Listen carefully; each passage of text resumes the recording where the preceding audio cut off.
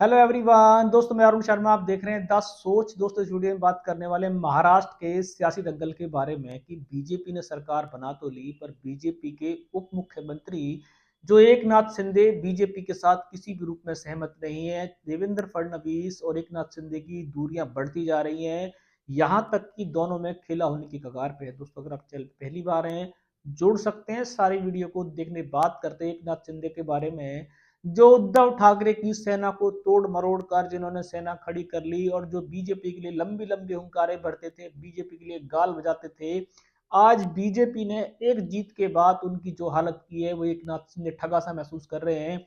वो ना इधर के हैं ना उधर के हैं, और जिसपे संजय राउत हो, उद्धव ठाकरे हो, अन्य नेता उन पे आए दिन उनको एक मोहरा बताते हैं कि बीजेपी की सिर्फ एक मोहरा बन के रह गए हैं। एकनाथ शिंदे ने जिस तरीके से बीजेपी के साथ कंधे से कंधा मिलाकर विक्ट्री दिलाई, पर बीजेपी के नंबर ज्यादा आने से बीजेपी ने उनके सारे पर उतर के रख दिए।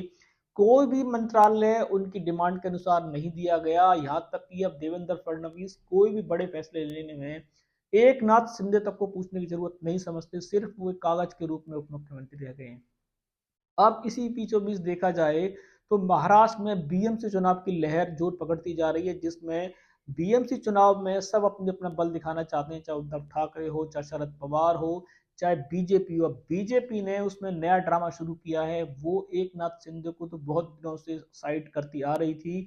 एक नाथ शिंदे ने जिस तरीके से बीजेपी को भी साइडलाइन करा है और वो भी पीछे तो पीछे नहीं है, तो उन्होंने अब देखा जाए तो शरद पवार के साथ कोई गुगली सेट की है, और शरद पवार ने भी एक नाथ शिंदे को एक सम्मान का टोपा पहनाया है और इंडिया पार्टी को देखा जाए तो छिटक के रख दिया है। जहां देवेंद्र फडणवीस राज ठाकरे के साथ घोटाला करने के चक्कर में घूम रहे हैं, वो बीएमसी चुनाव में उनको चेहरा बनाने की कोशिश कर रहे हैं। उद्धव ठाकरे सबसे अलग रह गए हैं। अब इस बीचों बीच तो नई गुगली देखा जाए तो उद्धव ठाकरे को छोड़कर शरद पवार जो इस बार एक नाथ शिंदे के साथ अपना गेम बजाना चाहते हैं, और वो चाहते हैं कि बीएमसी चुनाव में एक नाथ शिंदे के साथ महाराष्ट्र में इलेक्शन लड़ा जाए, जिसके विरोध में संजय राउत और उद्धव ठाकरे ने काफी बोला था कि उद्धव ठाकरे ने यह भी कहा कि शरद पवार को शोभा नहीं देता, ऐसे आदमी को सम्मान का टुबा पहनाया गया जो सम्मान के लायक नहीं है। पर उद्धव ठाकरे की एक ना चली और शरद पवार ने जो उनके मन में था वो किया। अब गुगली किसके ऊपर जा रही है, किसकी खेला होने वाला है, पर सूत्र बताते हैं कि बीएमसी चुनाव में बीजेपी को इस बार भले ही राज ठाकरे मिल जाए, भले ही कोई और मिल जाए, पर एक नाथ शिंदे उनको इस बार अपना सहयोग बीजेपी को नहीं देने वाले हैं, जैसा शरद पवार के साथ उनका गेम और सियासत मीटिंगें जारी हैं। बीजेपी पूरे संकरण पे नजर बनाई हुई है और बीजेपी किसी भी रूप में एक नाथ शिंदे के साथ अपनी सहमति जारी नहीं कर रही है।